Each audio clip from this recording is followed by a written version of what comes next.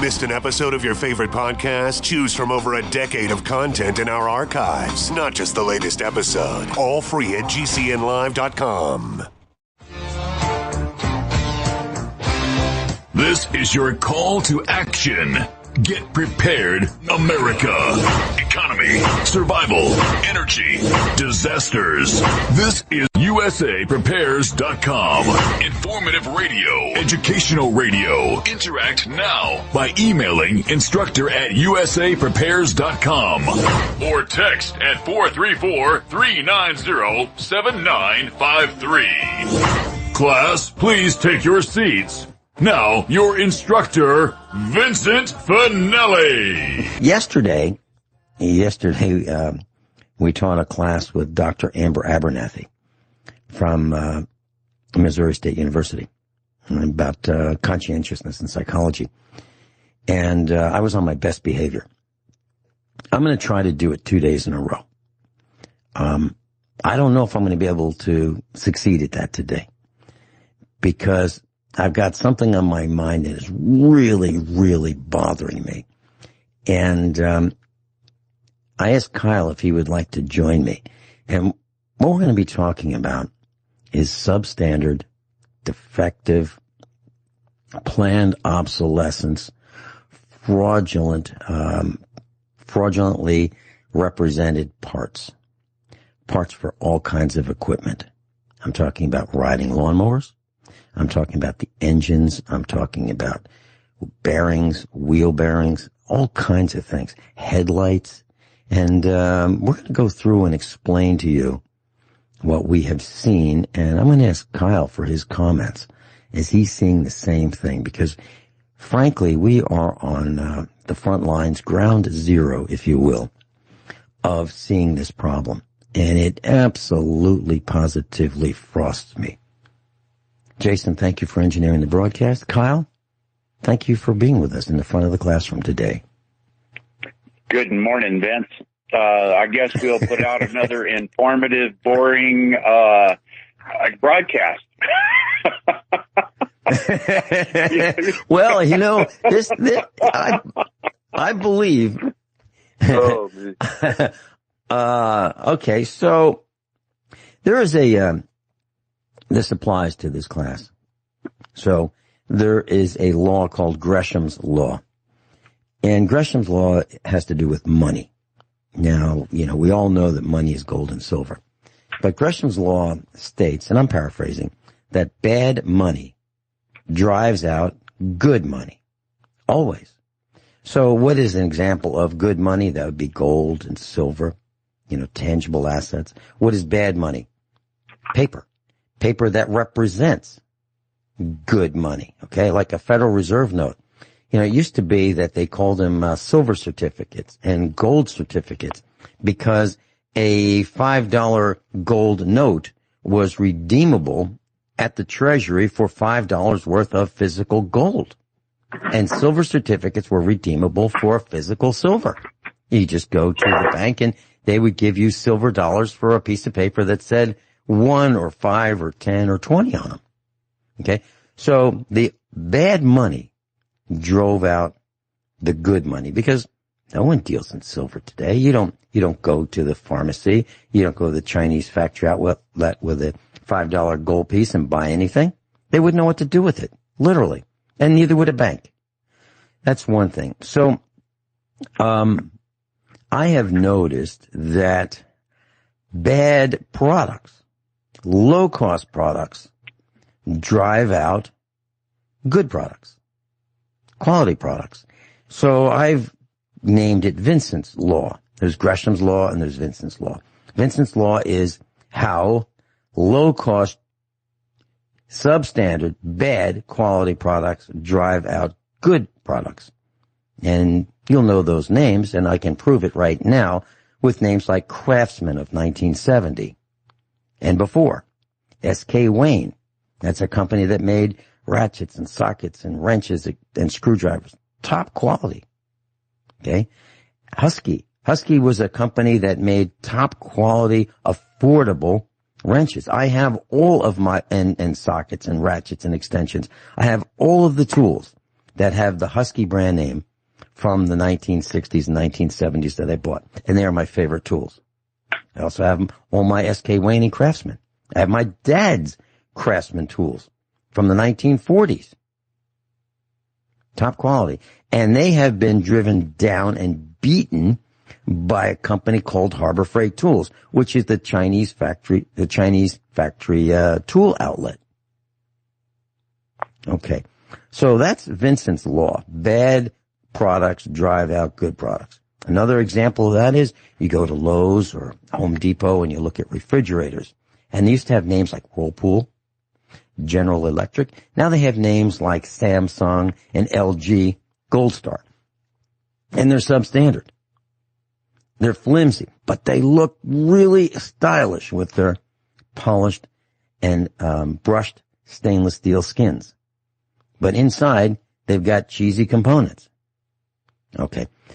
And then there's this other theory that I have, which complements Vincent's law about products, and that's called Vincent's 10% less theory. And that is that most Chinese products are at least 10% thinner, 10% lighter, 10% shorter, 10% narrower, contain at least 10% less material than a quality U.S. product. But they shine them up and they package them so they look great at first blush. Now, in the long run, they don't last so well. And I'm going to give you a first example. Kyle, you may think of examples as well. So here's just one example. So a vehicle came in. It was a General Motors truck around 2011. And the headlight lenses were getting cloudy to the point where headlight bulbs weren't projecting through the headlight lens as well as the owner would like. So we were able to find some somewhat reasonably priced headlight lenses, because the ones from General Motors would be about $1,000 for a pair of them for this particular truck. And we're able to secure them for about $400 and install them. And they looked great. And they're made by the Communist Chinese. A year later, they're cloudy. Now, the first ones that were original equipment on the General Motors truck lasted 10 years. These lasted 1 year. So what we've done in all of these counties throughout the United States is we've built monuments to the Communist Chinese, and they are called trash dumps. So we buy products, and we go, geez, you know, that DVD player, yeah, I guess I got to get a new one. Yeah, well, it's 3 years old now. It's 2 years old. And so it's time to get a new one. You updated software, updated features, and by the way, you know, it doesn't work. You know, the old one. So it's time to get a new one. People have been hoodwinked, brainwashed, convinced into thinking that's normal. I'm thinking that a refrigerator should last 50, 60 years. And you should be able to get the replacement parts for it. You know, like the door gaskets and the latches that refrigerators used to have. You certainly wouldn't have to replace the compressor because they lasted 50, 60, 70 years. Kyle, any comments about that? No, you're absolutely right, Vince. I've thought to myself before that these garbage dumps that we've got out here are monuments to the Chinese garbage that they put into this country.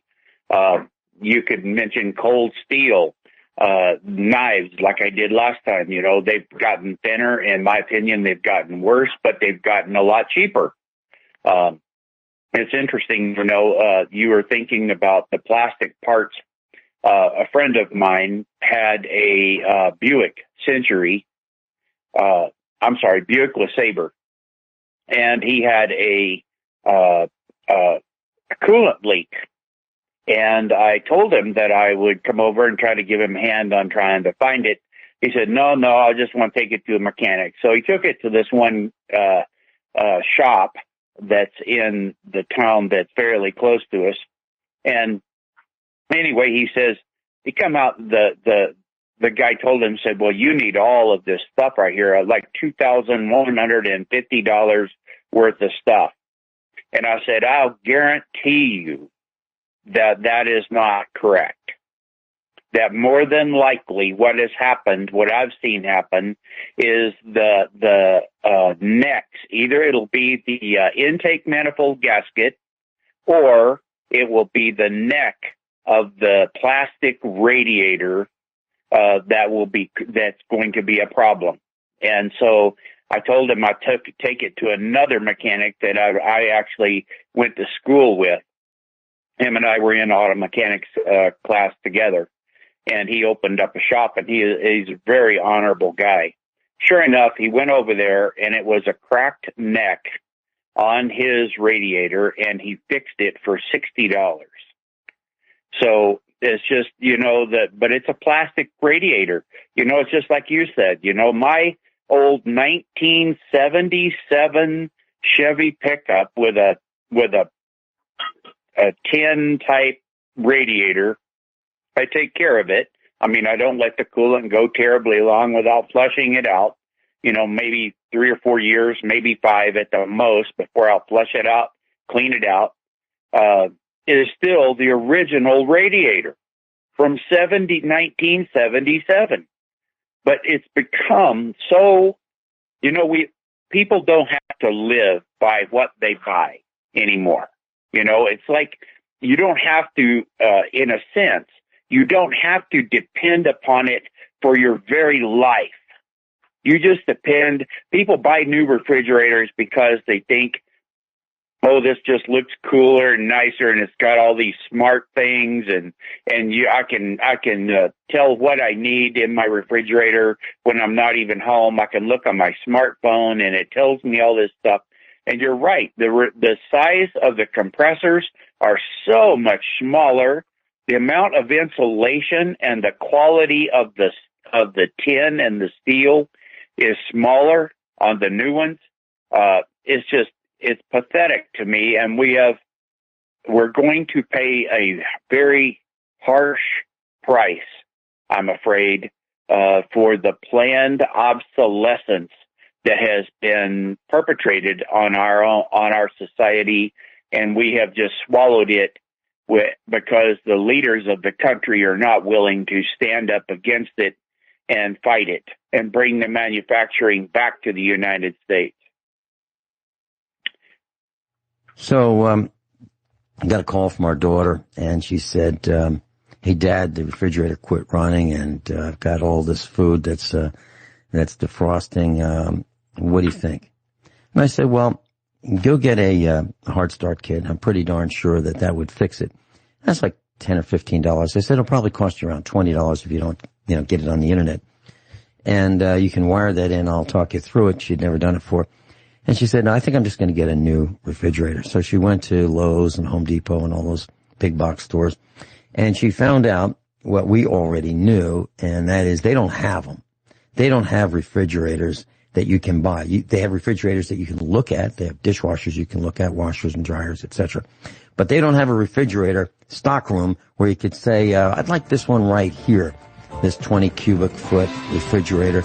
I've got my pickup truck. Can I buy it and take it with me? No, see, we'll deliver it to you. There's a charge for that. And we come out. Where's your area? Oh, okay. That'll be on Tuesdays we come out there. So we missed it for this Tuesday, but it can be, the following Tuesday, and we'll bring it to you. So she bought instead a one off the floor that had a little bit of damage to it. I'll tell you about that when we come back.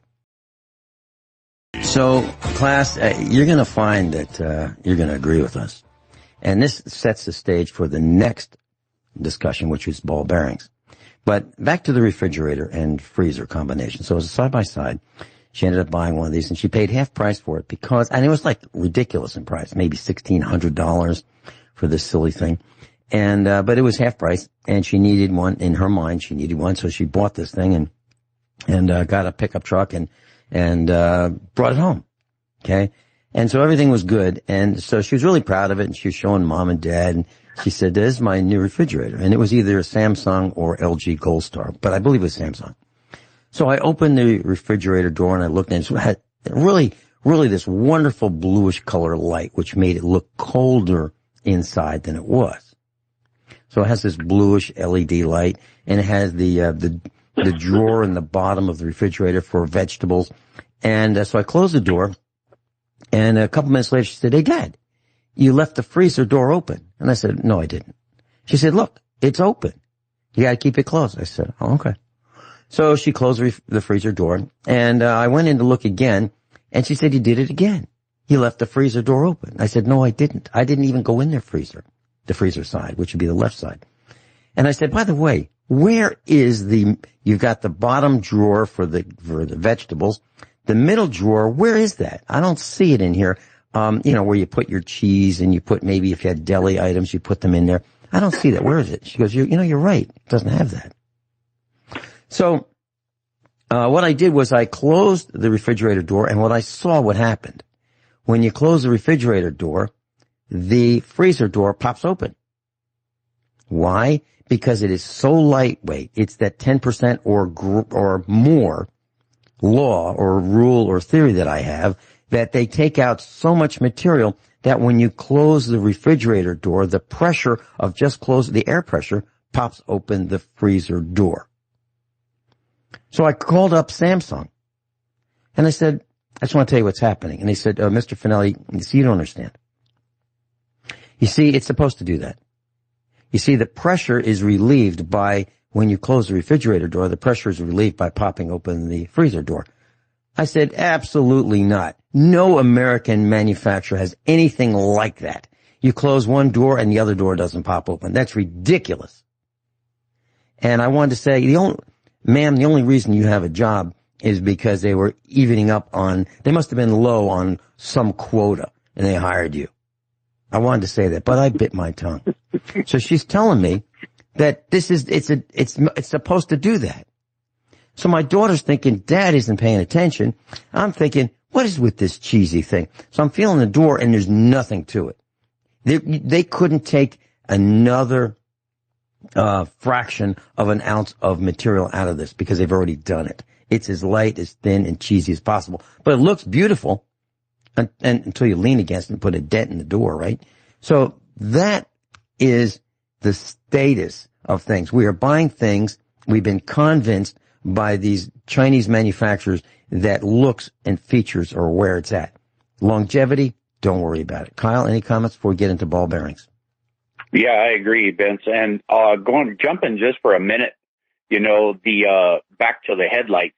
I've given up on trying to buy new headlight lenses for these cars of ours. Anyway, I was at a garage sale last summer, and this guy had the girl, actually, her parents was downsizing and moving into a retirement home, and she was selling off all of her dad's stuff. And he had a brand new box of headlight restoration kit. And in this box was a kind of a tough round foam ball that you hook to a drill motor and a paste and then a sealant. And then it had a little bit of 303 or some type of a cure that you would put over the top of it. And I have found that rather than replace those lenses that are so expensive every year, I just have to go out there and buff my wife's the lenses on her car, and buff the one on my car. My truck is not out on the road so much as the cars are, so they tend to last about 3 years, or 2 years anyway. But I have just given up on trying to buy new stuff. I just buff them out because it's about the only thing you can do to don't have to save some money and be able to see where you're going. Yep. Yeah. When we come back, we're going to talk about ball bearings. I'll just tell you one more little piece about this refrigerator, and I won't make it very long, but I'll tell you what I did. We'll be right back. So just to finish up the story about the refrigerator, I went to Home Depot where she bought it. And so I went to the display area where they had all these refrigerators and freezers and dishwashers and washing machines and dryers and all that. And I was opening the doors of all the refrigerators, the American ones and the Communist Chinese ones. And I was noticing that the Communist Chinese ones, you open the refrigerator door and close it and the freezer door pops open, just as our daughter's does. And so eventually this equal opportunity person showed up and said, may I help you? And I said, you know, I've been looking all over for that, that center drawer that you have in refrigerators where you put deli items and cheese. You know what I'm talking about? She said, yeah. I said, I've been looking all over for it. Do you have it? And she looked at me like, what are you talking about? I said, oh, so our daughter bought one of these Samsung refrigerator freezer combinations off the floor because you didn't have one that she could buy that was undinged, and it doesn't have one of these that center drawer where you put the deli items. She said, well, let's go look it up. So we go to the computer and we're looking and looking and looking. She said, oh, that's an option. Yeah, no, you have to order that separately. Kyle, is that unbelievable? It's not. It's an option. Oh, I can't even. Vince, the fluoride in the water, as far as dumbing down the populace, and the reality of the stupid TV shows that have been playing for the last 25 years, have done an amazing job on totally destroying the intellect and the reasoning ability of just the American populace, in my opinion. It's so sad to me. Like you, Vince, I would be infuriated if I got a refrigerator where every time I shut the door and the freezer pops open. But I bet you 98% of the people, when that happens and they call and they say, well, it's supposed to, will just accept it. Oh, I can't even, hardly go there. Well, she thought I was going to accept it and I didn't. So, I said, you're reading this, right? You're reading this off some screen? Because obviously, I mean, somebody who could actually write words that are, like propaganda, sentences, put this together, because it makes no sense whatsoever. So you tell a lie enough and big enough that people will believe it. Okay, so let's go to bearings. Now, there are several types of bearings that would be used in equipment. So if it moves, there's a bearing. Okay, if it's a machine and it has moving parts, there's some kind of a bearing. Now, it can be as simple as a sleeve bearing, or it can be a ball bearing, or it can be a roller bearing, or it can be a tapered roller bearing. Now, I know this is going to be a little difficult, but I'd like you to try to imagine with us in class what I'm talking about, because this is going to affect you. So if you have a riding lawnmower, this will affect you. And a lot of us do.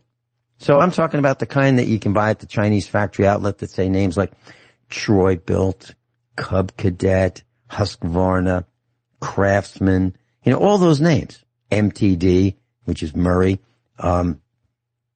Snapper, all those brands have bearings, and they're cheesy. So let me just tell you what these bearings are, and I'll tell you what we found out. So there are ball bearings, and let's say you had a pencil, a round pencil, not the kind that's squared on the edges, the kind that is just completely round. And let's say you didn't have an eraser, with the metal holder for the eraser on the end of the pencil. It's never been used. It's brand new, and it would be used in kindergarten class to teach writing. So it's a little fatter. So that's the pencil we have. And let's say you wanted to roll that around and round and round, like as if you moved it across the surface of the desk. All right, so let's say you put a bearing on either side, the left side and the right side. And the bearing would allow that pencil to roll without contacting the desk. Now, the bearing that would be a really good bearing for that type of application would be a ball bearing. And a ball bearing has a whole bunch of these very polished, very, very precisely machined balls. And they are the same size. All of them are the same size, within a very, very close tolerance. Now, that is a perfect bearing for that kind of an application.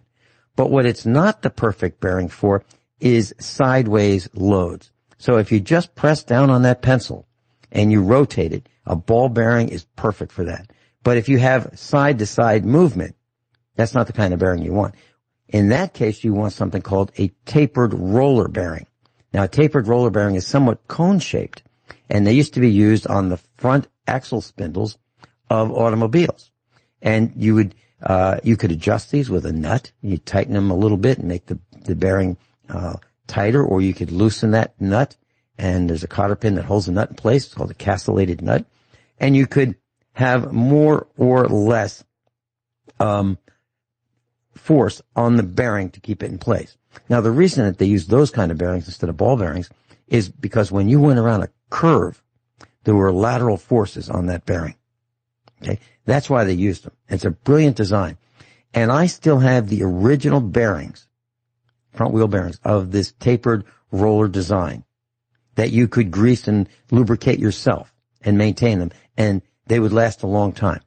We have two 1968 AMXs, American Motors AMXs, here at the farm. Both of them have the original roller bearings, tapered roller bearings, because I greased them, adjusted them, and maintained them. All right. So they are perfect for that kind of a load. Now, an alternator is like back to that pencil design. An alternator is a shaft that just spins round and round and round and round. And a ball bearing is great for that. So there's a ball bearing type called a 203. And that's what they use for alternators. Now, you know how big an alternator is. It's the size of a 4-pound bag of flour or sugar. That's about how big an alternator is. And there's a shaft that runs right through the middle of it. And it has permanently sealed, permanently greased bearings. You do not grease them. They're greased at the factory, and they'll last until the bearings run dry and fail. Okay, which could be, 5 years or so. Well, in those mowers that are sold at the Chinese factory outlet and other places, they have decided that they are going to use, instead of the correct type of bearing, which would be a tapered roller bearing, on the mower spindles, they use alternator bearings, which are ball bearings. And they are not always the kind that you can grease. Now, they may have a grease fitting, but on the ends of the inside end and the outside end of these ball bearings, they have seals on them to keep the grease in them. Well, so you don't have to grease them. Those are what's typically used in these mowers. So even if you have a Zerk fitting to grease the mower spindle bearings that are attached to the mower blades, the grease may never get to the bearings, which explains why they wear out after about a year and a half. I'm not kidding. So we have, in our shop, we've got a John Deere mower, 42-inch cut. It has two 21-inch blades. And the person operating it got into some heavy grass and bent one of the replacement blades. Not made by John Deere. So now the blade is not straight, and it chops through the grass rather than cut smoothly. Okay. So we picked up some blades, some aftermarket blades from a very reputable store, and put them on and started it up, and the blades smashed into each other. Why? Because the design of these mowers is such that the blades, two blades, 21 inches apiece, miss each other by about 1/8 of an inch, maybe 1/4 of an inch. When they spin, they can smash into each other. But the engineers space them 1/4 of an inch apart, let's say, and they figure, well, that's close enough. And we don't have to go through having a timing system to make sure that one blade doesn't smash into the other, or have 3 blades so that you have 2 big blades and there's a gap between them, and then there's a blade in the middle that cuts that gap. So what they did was they took out all the cost that they could. They used 2 blades, and when you buy replacement blades, if the tolerance is off by 1/8 of an inch each, if they're too long by 1/8 of an inch each, they'll smash into each other, which is exactly what happened. And these blades were made by a company called Oregon. Oregon's a top quality company, or it used to be, that would make chains for chainsaws. And so if someone had an Oregon chain, like the state, you'd say, that's a good chain. Well, I don't know about it anymore, because now I look at these blades and the manufacturing tolerances are so far off that the blades smash into each other, even though they say they fit the application that we're using them for. even though they say it fits that exact lawnmower. Okay. So now that's one part. The other part is if your bearing fails and you buy a replacement spindle from, let's say, eBay, and we did, and we put it on, and my son said to me, Dad, will you take this mower for a test drive? I said, sure. I started up. I didn't even mow with it. I just got the blade spinning, and I said, this is no good. You get an out of balance condition. Either the blades are out of balance, or the spindles on the shafts in the spindles that hold the blades in the spinning position are bent. Both of them. And that is the case. So now we bought brand new spindles that are defective. We bought brand new blades that are too big and they smash into each other. And we bought brand new pulleys that are of steel that is so weak that they spin on the spindle. And we found that these spindles, the housing for the spindle, which has a Zerk fitting, that you pump at least a half a pound of grease into, which would be a half a tub or a half of a cartridge of grease to fill it up. That grease can't lubricate the bearings because the bearings on both ends of the spindle are sealed. And they're the wrong bearings because they're alternator bearings and they can't handle the lateral forces of a lawnmower blade spinning around at, let's say, 2,400 revolutions per minute. Kyle, any comments? Yeah, I agree, Brent. People, one of the ways to think about this as far as the bearings go is that on an alternator, the pressure of the belt that's hooked to the front of the alternator is very close to the where the bearing is. There's very little lateral force on that bearing. But when you get a spindle hanging down that's spinning blades, there's a lot of lateral force because the longer you stick the spindle down, the more torque there is on those bearings.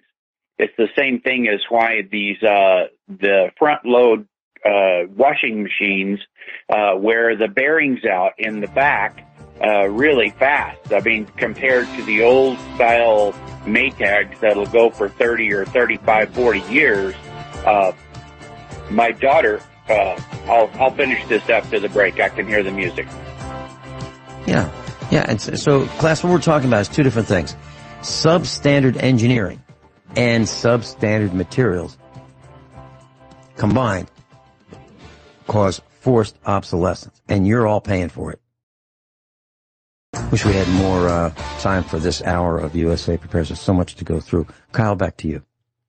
Yeah, anyway, these front load washers have a spindle in the back that sticks through a couple of bearings, and the entire water and your wet clothes and the load, everything is sitting out there putting pressure down on that spindle, that shaft that goes through the bearings and the seals. My daughter just had hers completely rebuilt after 3 years of having it. And the guy put in brand new. He said, "Oh, these seals are better. It'll help them last longer." And $600 and some odd later, rebuilding this thing. And so I happened to be there when he was doing it. And I said, "How much life do you expect that she'll get out of this?" And he said, "Well, the bearings will probably last another 4 years, or 4 to 5 years, and but." He said, "I'm more concerned about the electronic controls." He said, "If the electronic controls go out, it's not worth repairing because you can buy a new washer for what the control pad will cost you." So if you go to Craigslist, you'll see these washers all over Craigslist, and they all say the same thing. Bad bearings won't cost more than a few $100s to repair. 2 years old, love it, bad bearings, so I bought a new one. Okay, that's what they say on Craigslist. So your problem is all over. It's made it all the way to Missouri, and I'm pretty sure it made it to the East and West Coast as well. I'm only kidding. I'm sure these are bad designs. So that Buick LeSabre that you're talking about with the coolant leak, that is another problem. And we got a call in the shop. A friend of a customer of our son's has a Cadillac, and coolant disappears after he uses it every time. Every time he goes to work, it's down coolant. And he can't find the leak. So he brought it to Advance Auto. And they said, we're going to charge you $50 to tell you what's wrong, or tell you what we think is wrong. So they told him that he needed a thermostat. That's what the problem was. And so the guy that owns the Cadillac decided he was going to call our son. Called our son, he explained the problem. Our son said, no, that's not what the problem is. The problem is you have a leaky intake manifold gasket where the coolant flows into the head, or leaky head gaskets. And that's that's exactly what your problem is. And it could cost, $500 to $1,000, depending on, which engine you have and so forth. But he'd be glad to take a look at it for him for free. So this problem, with the plastic radiator parts breaking is common.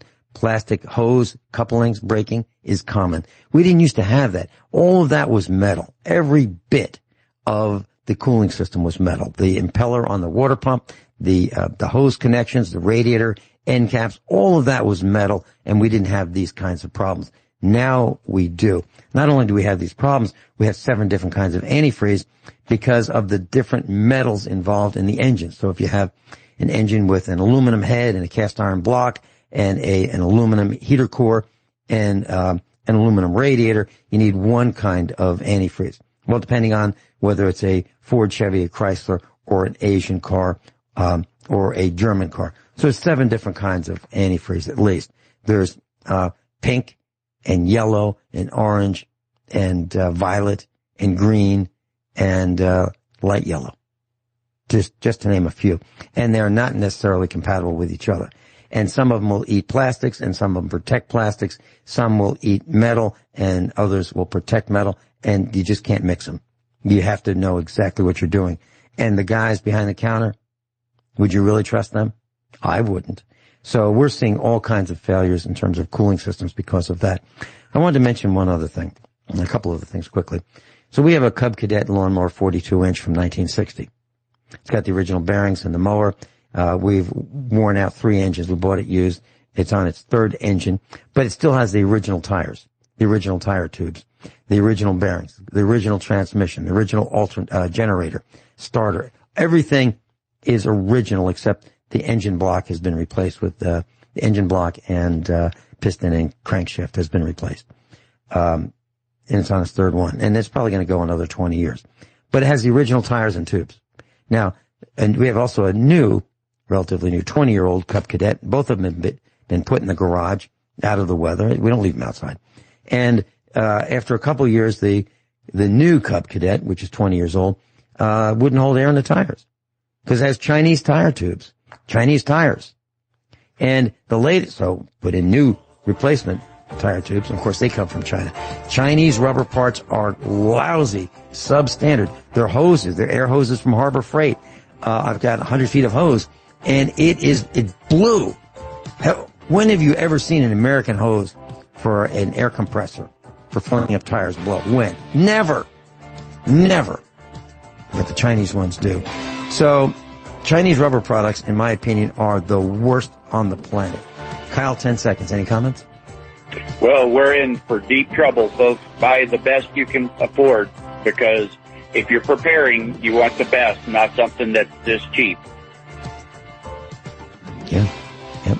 And that's Vincent's law of the substandard Chinese products. They're 10% less. Kyle, thank you. Everyone all set? Cocked? Locked? Hour number 2 of USA Prepares. I was thinking about, back around 40 years ago. And I got a call from a guy from California, and he said, "Hey, Vin, what are you doing?" I said, "I'm just working on building this government computer system." And I said, "What are you doing?" He said, "Well, hey, you want to start a company?" I said, "Doing what?" "Oh, just satellite receivers, building satellite communications equipment." I said, "Okay, sounds good to me." You remember that? Yeah, absolutely. Bert.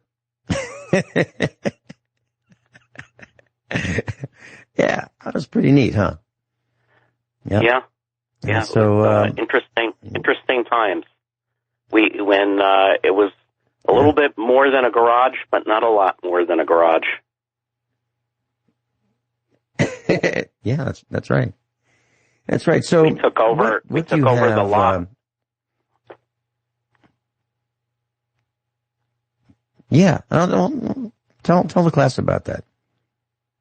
Well, my cousin at the time was running a two-way radio business, putting, the old-fashioned mobile phones into cars, and mobile phones back then were not the cellular system that we have today. It was a completely different system. And then also two-way radios, which worked on the same frequencies for companies that had, dispatch and things like that. And the whole upstairs of his facility, which was a pretty big facility, was just unfinished. And we basically moved up there, slowly put in a floor and walls and desks, and eventually a production area. And you actually took a liking to running manufacturing, even though you were supposed to be our finance guy. Our other partner took to kind of marketing, even though he was supposed to be doing mechanical design and production. And I kind of did engineering, and then whatever was left that you two guys didn't do. And hey, we started an interesting company, pioneered a lot of stuff back then. In early days of, I want to call it low-cost microwave. Microwave was around, of course, for many years. I mean, we used it in World War II. But low-cost microwave, where you could build a microwave receiver and put it in your backyard and pick up broadcasts from satellites. Well, that's what we pioneered, making it affordable. And, of course, now we have microwave in our hands, in our cell phones. So it's come even greater ways since then. But we can talk about cell technology another day, because I think we have a different topic for today. Yeah, that's what I was going to ask you. So cryptos and the latest crash of a few days ago, right? Yeah, I was driving to work this morning, and I was listening to CNBC, and I do that just to, hear how the international markets are going and stuff. They had this guy on who, he didn't sound too bright, but he was a total, let's say, total guy who was a believer in cryptocurrencies. And for the record, I'm kind of neutral on crypto, but we'll get into that. But this guy was saying crypto is the most stable currency in the world. If you own $1, it goes down because of inflation, which is true. Dollar does go down because of inflation. But he was saying if you own crypto, you can take it anywhere you want. You can be in Montana, you can be in New York. But if you own stock in Apple Computer, you can only trade it on the New York Stock Exchange, and you're owning intangible assets. You can that factory can't move, and you're stuck with that investment. But if you own crypto, you can move it. And I'm thinking, man, this guy's got it completely wrong. There's the crypto is basically something that was just conceived out of nothing, and it's about the least tangible form of I don't even want to call it currency, least form of an asset, least tangible that I can think of. So anyway, I was just puzzled that they were having this guy on and saying that just a few minutes ago on CNBC, which you can get in your car if you Sirius Satellite picks up a lot of the TV shows and puts the audio stream on. So I was just taken aback, but that's what I want to talk about, and I want to ask you something about cars, because I think it'll help the class maybe get it. What if then you know all about cars and the parts and whatever. What if all of a sudden, for whatever reason, tomorrow we said wheel covers from 1950s and 1960s cars were extremely valuable, and people should start investing in them? And let's say we got enough publicity and it caught on. I mean, wheel wheel covers might eventually go to, I don't know, $50,000 for a Mercedes SL wheel cover from 1959. That's kind of how I look at crypto. There's Bitcoin started at 6 cents, and now it's 40,000. It was 60,000 a few days ago. Then it went to 30,000. Now it's at 40,000. Where's the tangible tie-in? What basis in reality does that have? I think it's just a sign that we have too much money in the economy right now. You know, we've printed too many dollars. What do you think? I remember being behind the counter at an auto parts company back in the 70s. So those university days, the summers when we were off from classes, I had a job selling auto parts at an independent auto parts store. And there was a mechanic that came in. And he made $5 an hour. I made maybe $1 something an hour, maybe $1.80, $1.65, something like that. He made $5 an hour. I was thinking, gosh, $5 an hour, 40 hours a week, roughly 50 weeks a year. How would he be able to spend all that money? Now, back then, you could buy a car for, $3,500 brand new, right? And I'm not talking about a junky car. I'm talking about a Ford, say a Ford Galaxy, full-size car, station wagon. Truck could be had for about the same money. So I was thinking about that. And then I was thinking that my dad, when he first started teaching, after World War II in the 1950s, he graduated the university and became a teacher, and he made $2,800 a year. 2,800. And, but because he taught chemistry and physics, and because he had an after-school activity with the students, and because he could teach music as well, they paid him a little bit more. So a little over $3,000, maybe $3,200 a year. And he was able to build a brand new house, have a child, be married, have a car, and do all that on, just a little bit over $3,000 a year in, let's say, 1950, 51, 52. And then I was thinking, what happened? What happened between that and like now? Because you're talking about something that went from 6 cents to just about $60,000 in a few years. We're talking about Bitcoin. And there's no substance to it. It's an imaginary thing. It's a concept. Now, yeah, it takes work and energy, way too much energy, to what they call mine these things. But it's still a concept. And the only reason it has any value, in my opinion, is because people believe it does. And when the guy that you're talking about on CNBC this morning was saying that it's stable and the dollar is not, is an idiot. The dollar is way more stable. Dollar moves up and down a few percent, with each move, maybe. But this crypto is moving, like, it moves 30% in a day. There'd be rioting in the streets if the Federal Reserve note lost 30% of its value in one day. And I don't think either you or I are saying keep your assets in dollars stashed under your mattress. I mean, because inflation will erode the value of a dollar. That's just the way it's always been. But look at it this way. Bitcoins are priced in dollars. Dollars aren't priced in Bitcoin. So that should tell you something right there. Did you say that it's always been that we've had inflation? But that's not exactly true, right? Because until 1913. Well, I mean, more or less over the long term, we've had inflation. Now it got worse. Not really before 1913. We've had a little bit of price increases, but when I was growing up at a very young age, stamps U.S. postage stamps were 3 cents. 3 cents. And, we think of them, at 5 cents, but they were 3 cents and then 4 cents.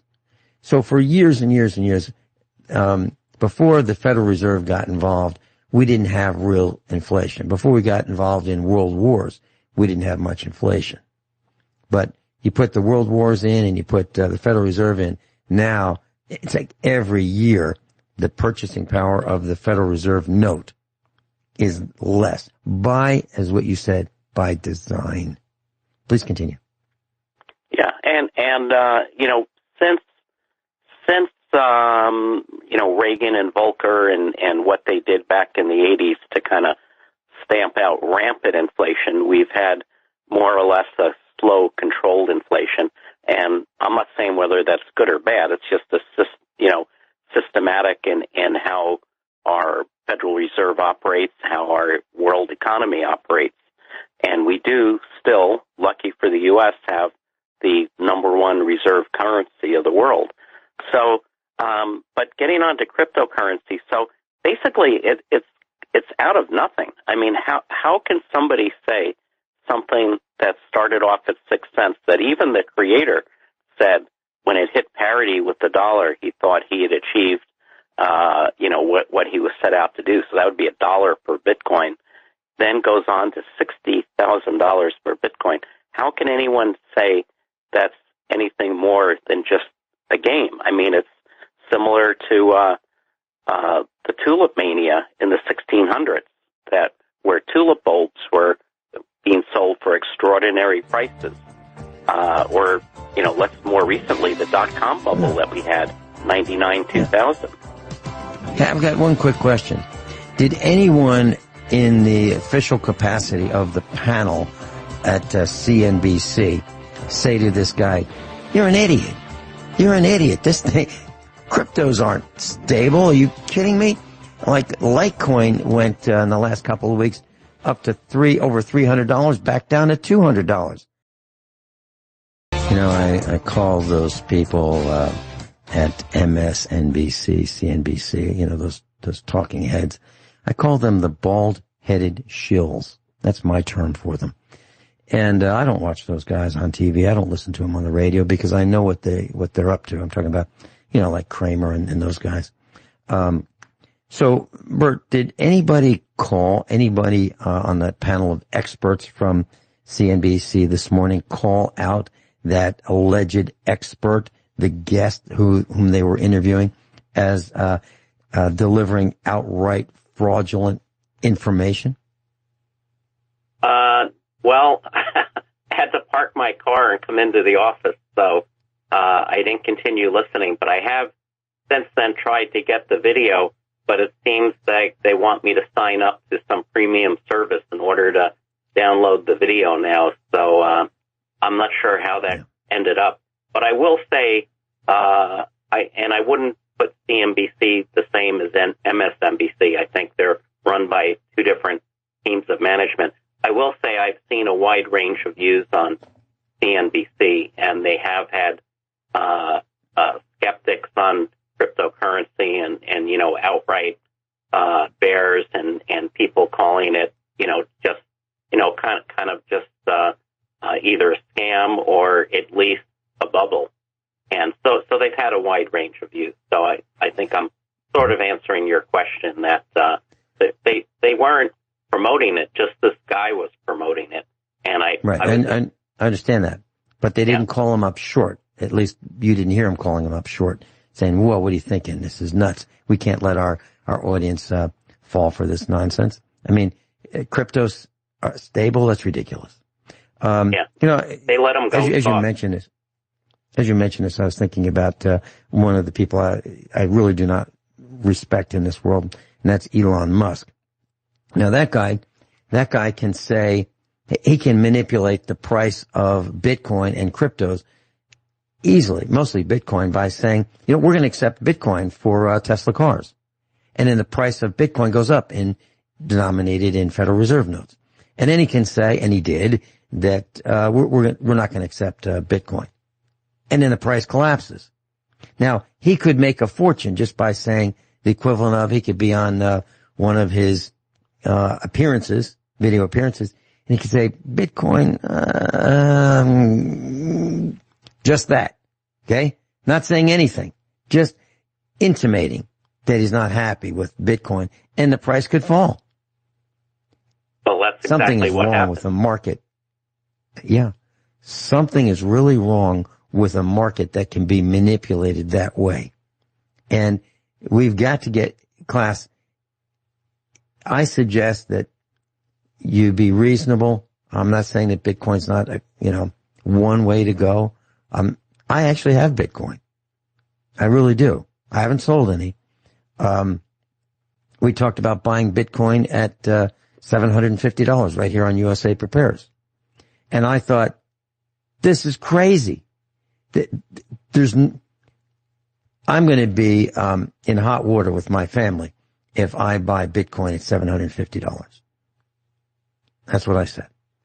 And I thought, how can I justify that to Mrs. Finelli, buying a thing that's a concept, an idea, and saying, it might hit $1 million. Well, it literally went over 60,000. So, and it's only because people believe that it's worth that. Now, the difference between the Bitcoin, in my opinion, and the Federal Reserve note is the Federal Reserve note is regulated, and its policies are enforced by the military, okay, and the government. So you can't make your own Federal Reserve notes. That's illegal. That's called counterfeiting. Okay, they don't like it when you do that. They'll put you in the hoosegow for decades for counterfeiting. They don't want you making what they make, which means paper currency. So that's one of the reasons why it's more stable, and it's engineered to be more stable. Bitcoin is like a free-for-all. Bert? Yeah, no, there's people making new cryptocurrencies every day. In fact, this week, there's a new cryptocurrency coming out, and I'm not making this up. It's called Stop Elon. So the people who were upset when Bitcoin crashed this week are starting a new cryptocurrency, and it's literally called Stop Elon. And so if it's that easy to do something like that, think about it. I mean, are these currencies really going to be around in 10 or 20 years? My guess is we'll be talking about this the same way we talked about some of the .com companies. Results do not guarantee future We'll be right back. Now, Bert, we're talking about cryptos, and the government seemed to think that this was just something they didn't need to worry about as a competitor to the Federal Reserve note, and now they think it is a competitor, and they do need to worry about it.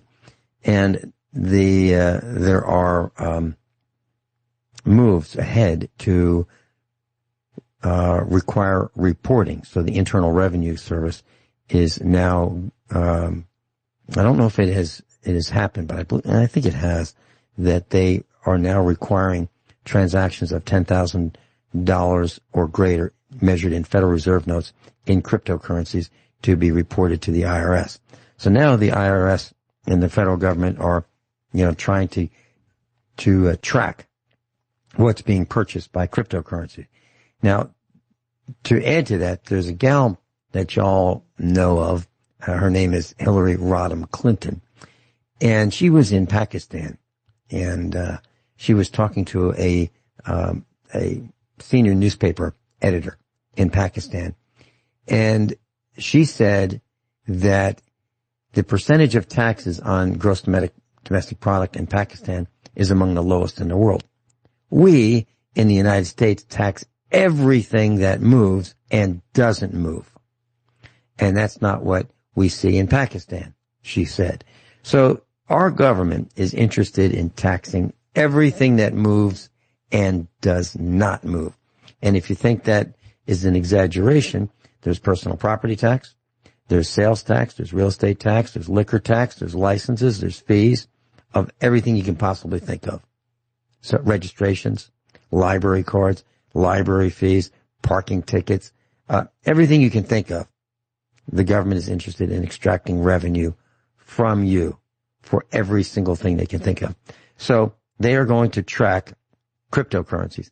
And those who think it's anonymous are confused because there's a historical record in the blockchain of every transaction. Bert? Yeah, it's not anonymous. They call it pseudonymous. So you can be tracked. But, honestly, Vince, I wouldn't worry too much about the IRS ruling because when people start losing large sums of money in these cryptos, they're going to want to put it on their tax return as capital losses. So they'll probably be glad that it shows up on a 1099 reporting somewhere because they'll have proof of their loss. But really, this reminds me so much of the dot-com bubble from the late 90s. And I don't want to be totally negative here because the dot-com, although people lost an enormous amount of money, some estimates are in 1 year, $2 trillion was lost in market capitalization in these stocks. But we ended up with the internet, and there was a lot of technical innovation that came out of that dot-com bubble. And I think the same thing will be true with cryptos. We're going to have blockchain, and I think blockchain is something good, and we're going to probably have a blockchain dollar at some point. And blockchain has a lot of use in the economy. So I think there'll be lasting effects that'll be positive. But for people that are thinking they're making easy money and these currencies can only go up, they're going to be mistaken. You can almost change the words and look at the news stories from the late 90s talking about dot-com companies and just replace it with crypto. And same sentences, same type of, we're going to the moon, you're going to make lots of money. And I think it's so much analogy to what happened 20, 21, 22 years ago. You look at the fat, lazy Americans, and as a result of the corona panic, people have stayed home. Now people don't want to go to work anymore. It's like, how can we make money without working? And it's almost like it's a national pastime, figuring out how to make money without doing any work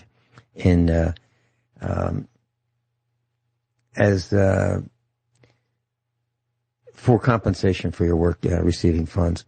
Well, this mania that you're talking about is exactly that.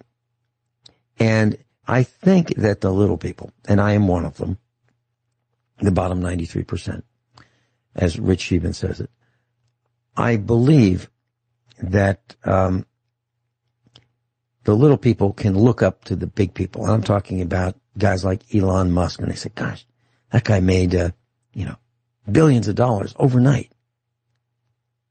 Why can't we do that? He didn't seem to work at it. All he did was go on some TV show and the price of Bitcoin went up. And then he goes on another media outlet and the price of Bitcoin goes down. So he can drive it down, buy some more of it, and then say, you know what, I had second thoughts. And then the price goes back up. I mean, he can do that all by himself.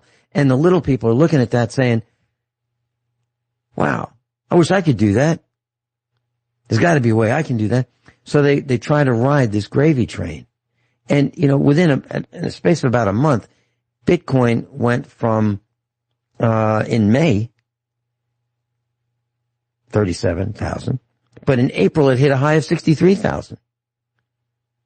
That's an enormous difference.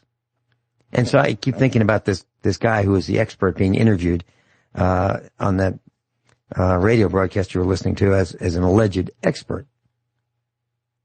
That'd be Joseph Goebbels at his finest, pulling stunts like that. Lying, deceiving. And what they're trying to do is get the price back up because people have lost a fortune almost overnight. That's the kind of thing that happened in October of 1929. People were jumping out windows because they were really rich yesterday. And this morning, they're destitute on paper. And they can't meet their margin calls. So they're killing themselves. Over what? A concept called money. Back to you. Yeah. No, there's something called, when most people get on one of the financial shows and have an opinion about a stock or a company or the direction of the market, basically we call that talking their book. Because more than likely, if they're saying the market's going up, they just position themselves with, lots of high beta stocks. And if they're talking about a company, obviously they're positioned in that company. And, of course, same thing with cryptos. They're talking their book. Even Kramer, when he comes on, he sort of admits he's talking his book, but, he's got his positions in those stocks that he's telling you to buy or sell. Now, he does say it's a charitable trust. I don't know if that makes that any better, but so I think most people who have been around a while kind of see through that, but nevertheless, I worry about how many new investors are listening to that saying, hey, I'm going to go out and buy some Bitcoin today. It's the stablest thing I can buy, and wow, this is better than anything else I could purchase. And, of course, that's sad because, it can't, by definition, it cannot go up forever. Back in the 70s, after I graduated the university, I was offered a job by a Fortune 100 company. It was a really well-respected company. It was a great position I had. At first I was a financial analyst, and then I became a computer systems designer for them. And during my lunch hours, I subscribed to the Wall Street Journal, and that would be delivered in the morning. And during my lunch hour, I would close my office door, and I'd read the Wall Street Journal, and I'd buy and sell stocks on the telephone. I could call my broker at Merrill Lynch, Pierce, Fenner & Smith, and buy and sell stocks. And I was interested in penny stocks because, you could buy something at 17 cents and it moved to 30 cents and make a great percentage. Well, the guy would call me and he'd say, Vinny, I got a great tip for you. Houston Oil. That's okay. He'd say, Houston Oil is going to move. You need to get in right now. And I'd say, I don't know anything about it. He said, well, buy it and you'll see. And I'd say, I'm not doing that. I'm going to research it and figure out who Houston Oil is and learn about it, and then we can talk about buying it. And then sure enough, I'd get the Wall Street Journal the next day and it would have gone up. It would have closed up. And then maybe another day, the next day after that, it would go up again. And then it would crash. And that led me to believe that it was like what you're talking about with Kramer. And talk up a stock that they own a position in, meaning the brokerage firm. They own it. And I think they got, and I'm just hypothesizing, that they'd get a call in the morning and say, okay, boys, meaning the guys who, the agents from Merrill Lynch, Pierce, Fenner & Smith. There'd be a call, all points bulletin. All right, guys, here's what we're going to do. We're going to pump Houston Oil today. You all go out and sell it. You can buy it first, buy it early, and you'll help drive the price up. Tell your customers that it's going to go up, and it will, and everybody will be happy. And if you get out in time by, within a day or so, you'll have made some money. I think that's what they did. So they pump it and dump it. That's my opinion. I can't prove it. But it sure seems like what happened based on my firsthand experience. Yeah, they call those boiler rooms. Yep. I remember being in Virginia and I got a call from a guy and he said, Vincent? I said, yeah. He said, and he told me his name and he said, I was told I should call you. We got a stock tip. And I said, who is this? And he gave me his name and he said, listen, you need to buy this stock right now. I said, who are you? And he gave me his name again. I said, how old are you? And he said, I think he said he was like 27. I said, look, son, you're not old enough to remember the Depression. I don't know who you are. I'm not buying anything from some guy I don't know. Forget it. You're wasting your time.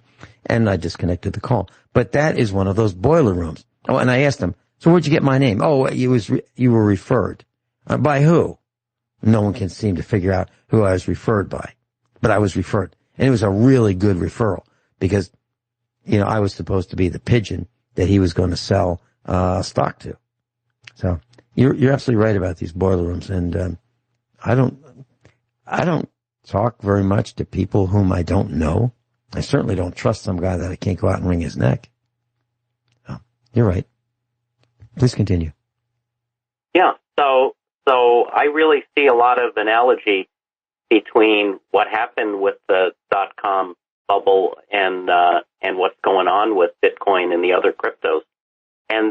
But it doesn't mean that, hey, if you have a little, if you want a little enjoyment, you want to put a tiny percent of your money and play around a little, it's a free economy, you can do that. But you have to understand that there is no real intrinsic value. It would be like you and a bunch of your neighbors started, you mentioned make your own currency. It's illegal, but it's really no different than if you just started an Ozark currency and you just started copying bills with, put some type of a seal on it, and you come out with your own currency and then just start selling them and having them get bid up in the market. I mean, it's not much different than that, really, is it? No, it's not. However, we do something a little differently, and it's above board, and that is we trade for things. So if someone has hay, we'll accept hay in compensation for working on their cars. And that's great. That's barter. And you know what? That keeps the federal government out of the equation. We'll be right back. Bert, I've been thinking very carefully about what you've been saying during the break that we just had. And I was thinking about cryptocurrency versus gambling. I'm talking about like Las Vegas style gambling, casino gambling. Now, with casino gambling, if the sample size is large, you can have a known percentage of winners. Okay, the winning, it's a known percentage of what you would win based on a large sample size, based on statistics class that I took at the university. Crypto does not have any large sample size of winnings. It's not known. You could lose everything in a flash. And crypto, unlike legalized casino gambling, crypto is 100% dependent on two things that I can think of. One of those is the electron, and two is the internet. Would you consider commenting on those things that I've just said about gambling, the electron, the internet, crypto, and percentage gain? Well, I think that's true, but there's one other big difference where casino gambling, it's totally random. Or let's say if it's a honestly run casino, it's totally random. So whether it's roulette or cards or whatever you're playing, you have a random chance to win or lose. With crypto, you're playing into public markets and human psychology. So it can go up and feed on itself day after day and then crash and go down day after day. So there's trends involved that have to do with how human beings react in human psychology. And that's probably the big difference. Ultimately, it's a zero-sum game in the sense that, there's a finite amount of money. Somebody's going to get it and somebody's going to lose it. And the same thing in gambling, although the house obviously has the edge because they take their cut every time. So I think the big difference is the human part of it. But yes, your two factors are correct. So, class, let's say, and I'm not going to tell you whether I do have this or not, but let's say I have one Bitcoin. And let's say I bought it when we talked about it at $750. I saw that one Bitcoin go up to 10, 15, 20, 30, 40, 50, 60, $63,000. Back down into the 30s, and today it's at 37,000 and change. So, according to that, I lost, if I had it, I lost $20,000, $30,000 in a flash. Okay? Let's say I bought Litecoin. Let's say I bought Litecoin at around $313. I saw Litecoin collapse down to less than $100 after that. Then I saw a few days ago, it went up to over $300, like $360, something like that. Back down to $200 a few days later. So I've seen these flash crashes, and if I had them, I would have become rich quickly, well, relatively, and not like, the billionaires, but as a percentage, I would have made a great percentage on Bitcoin and Litecoin and then lost it. And gained it and lost it and gained it and lost it. But, so if I had Litecoin, I would have been underwater, and if I had Bitcoin, I'd be, $37,000, or, roughly $37,000 up as of the moment, today. So, I'm not advising that you do or don't buy any of these cryptos. I'm just saying that it's a place where you can lose it all. And it's totally based on the electron, for sure. And if there is a grid collapse, there's a crypto collapse. How do you even prove that you have it if the internet's down? How do you complete a transaction if the internet's down? How do you do that? As compared with, a $20 gold piece. You can walk over to someone and say, listen, will you sell that for this $20 gold piece? Versus saying, I've got crypto, and as soon as the lights come back on, I'll show you. Bert, have I lost my mind? No, and it's interesting you mentioned gold because, let's look at long period of time, like hundreds of years. I think we can conclude fairly accurately that gold has maintained its purchasing power over very long periods of time. I don't think it's maybe made you money, but you haven't lost money. And, of course, everything changes in terms of relative value. In other words, a box of nails probably 2,000 years ago was very valuable. Now you don't even think what you pay for a box of nails.